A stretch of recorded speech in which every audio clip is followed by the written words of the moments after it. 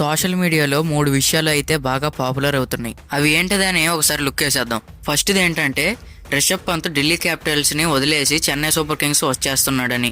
ఈ విషయాన్ని అయితే చాలా న్యూస్ ఛానల్స్ వాళ్ళు పాపులర్ చేస్తున్నారు.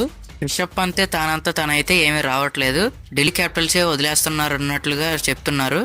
రిషబ్ పంత్ ని చెన్నై వాళ్ళు తీసుకుంటున్నారు ఎందుకంటే ధోనికి బ్యాకప్ గా అన్నట్లుగా చెప్తున్నారు. న్యూస్ ఎంతవరకు నిజమో చూడాలి.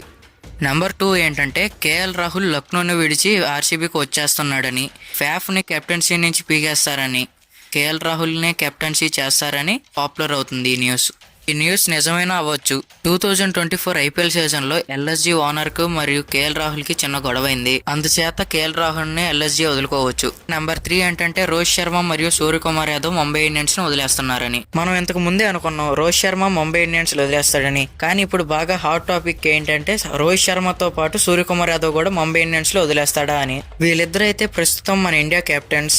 సూర్య ఏమో T20 కెప్టెన్, రోహిత్ శర్మ ఏమో వన్డే మరియు టెస్ట్ కెప్టెన్. ఈ న్యూస్ కూడా ఎంతవరకు నిజం అనేది తెలియదు.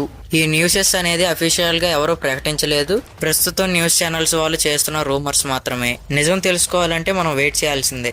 అండ్ మీకు ఈ వీడియో నచ్చినట్టయితే లైక్ చేయండి. Thanks for watching. జై హింద్.